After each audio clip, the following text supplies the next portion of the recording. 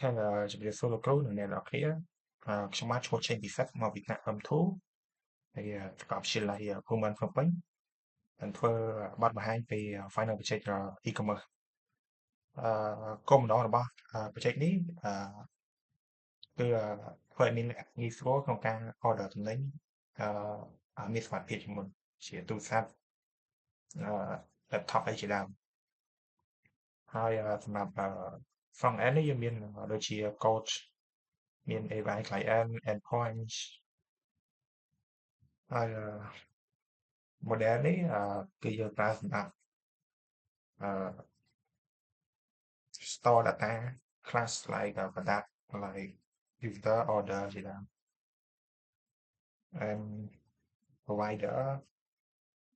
មាន provider យើងក៏មាន screen ជាច្រើនដូចជានេះសម្រាប់ user នេះ admin សម្រាប់គ្រប់គ្រងទៅលើ user មាន set លើស user បន្តិចគ្រប់គ្រងបន្ថែមហើយនឹង service យើងប្រើសម្រាប់ហៅនៅ back end របស់ API មកមានដូចជាច្រើនអូខេហើយនឹង main dash នេះគឺយើងប្រើសម្រាប់start នៅ project បន្តមកទៀតនេះគឺ back end ក្នុងនោះមានដូចជា config នេះ config ហ្នឹងយើងប្រើលក្ខណៈវាជា connect ជាមួយ MongoDB ហើយឲ្យវាស្គាល់គ្នានិង controller នេះយើងមាន login register ហើយ model នេះគឺយើងខ្ញុំបានបង្កើតវាចំនួន10ក្នុងមាន address coupon category ហើយអាហ្នឹងមានដូចគ្នាជាមួយនឹង MongoDB ដូចគ្នាទេគ្រាន់មួយទៀតគេហៅ collection yeah and route ចង់ប្រើវាបង្កើត file នេះសម្រាប់ connect ជាមួយ API URL to ជាមួយនឹង controller function and set signal product នេះយើងសម្រាប់insert នៅ product តន្ន័យរបស់យើងធ្វើអាចធ្វើការបញ្ចូលនៅ product របស់យើងតាមនេះក៏បានឬក៏យើង login ជាលក្ខណៈ admin ក៏យើងអាចធ្វើការបញ្ចូលនៅតន្ន័យ product របស់យើងបានដែរហើយ app នេះកើតនៅ server ជាដើមអូខេបន្តមកទៀតនេះខ្ញុំនឹងធ្វើការ demo នៅ user អូខេខ្ញុំធ្វើការបើកវាហើយខ្ញុំនឹងធ្វើការ create នៅ user account មួយ set 68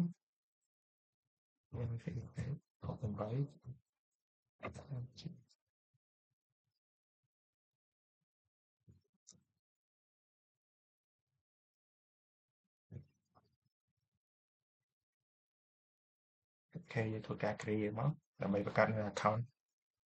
អូខេនៅពេលដែលយើងបង្កើតនៅ account ជោគជ័យវានឹងចេញមកអញ្ចឹងវាមាន home extend explore catch contact account ហើយនៅក្នុង account នេះយើងមានអានេះឈ្មោះរបស់យើង Gmail របស់យើងដែលយើងបានបង្កើតវាដូចជា edit file នេះយើងក៏អាចធ្វើការនៅ upload នៅរូបថតរបស់យើងបានដែរហើយ address នេះយើងក៏អាចធ្វើការ add បានដែរ8 9 10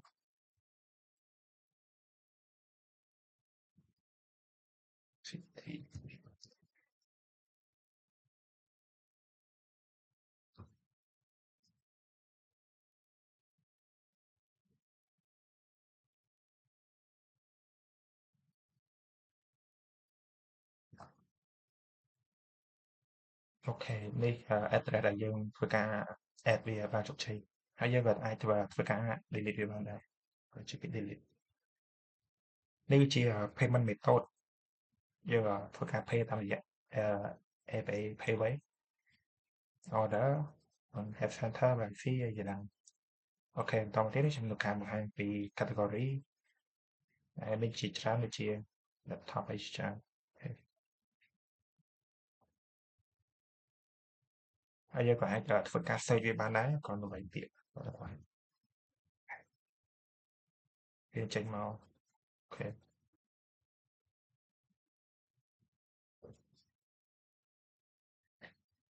ហើយបើយើងចូលចិត្តនៅអាវ៉ាន់អ្វីមួយយើងអាចធ្វើការ add វាបានដាក់បេះដូងទៅវានឹងចូលទៅក្នុងនេះ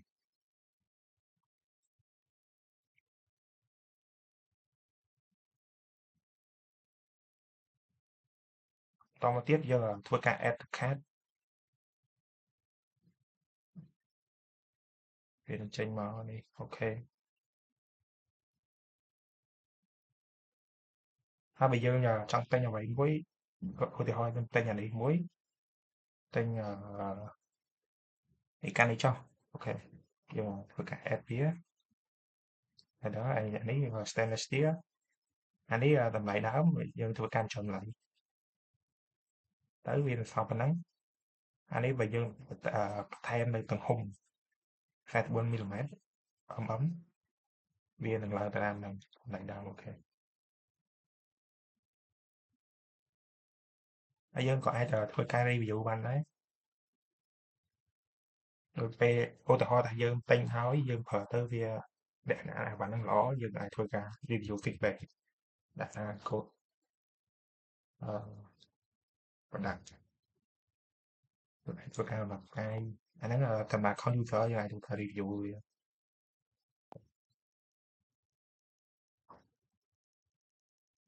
បន្តមកទៀតនេះយើងធ្វើការ pay វាហើយក្នុងនោះមានអត្ថដ្ឋានដែលយើងបានបង្កើតមិញ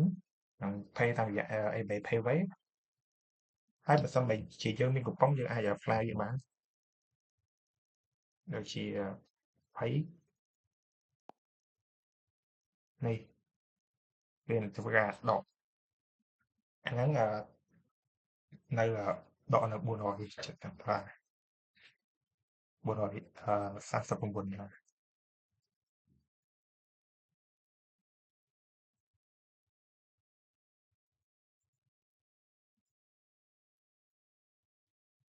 បន្តមកទៀតខ្ញុំនឹងធ្វើការ pay វាតាមរយៈ eBay Payway អូ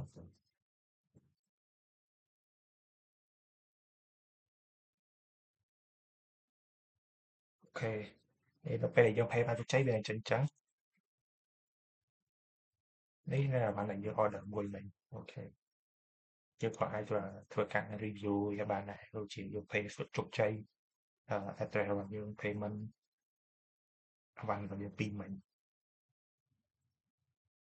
អានេះនៅយើងដាក់បេះដូងមិញ wish list នេះទៅការចំណាយរបស់យើងអូខេពេលចប់ហើយនៅ account user នេះបន្ទាប់មកទៀតខ្ញុំធ្វើការបង្ហាញពី account admin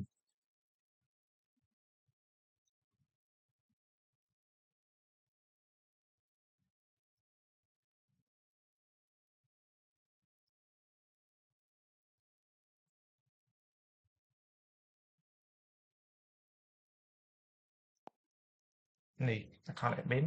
អានេះដូចរបស់ user ដែរទេ pan cards ហាក់អីប៉ុន្តែវាខុសប្លែកនៅកន្លែងនេះមួយវាមានadmin panel អានេះខ្ញុំតបតេស្តពីមុនតេស្តច្រើនដែរហើយនេះតែហើយវាបើយើងកាន់តែចំណាយអានេះវាកាន់តែកើនដូចយើង note ចឹងដូចយើងតេស្តវា note ឡើងជាហ្នឹងនេះដូចតែមុនដែរទេអូខេដល់ admin panel នេះយើងអាចធ្វើការគ្រប់គ្រងជាច្រើនហើយ order មាន2 order user មាន10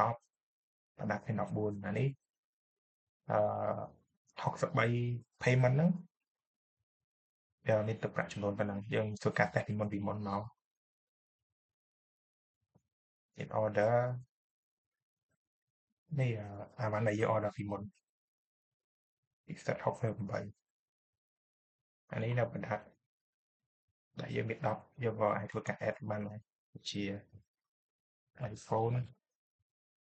អឺ iPhone 16ចុះ S SKU đọ số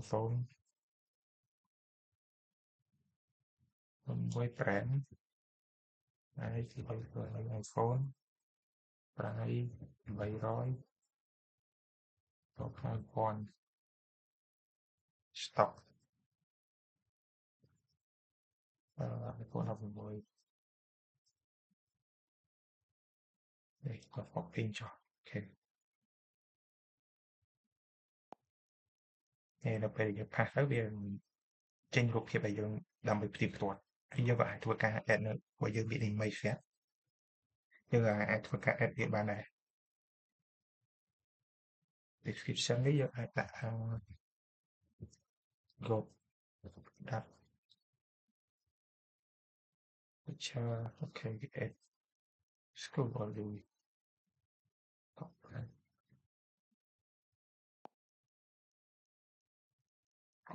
music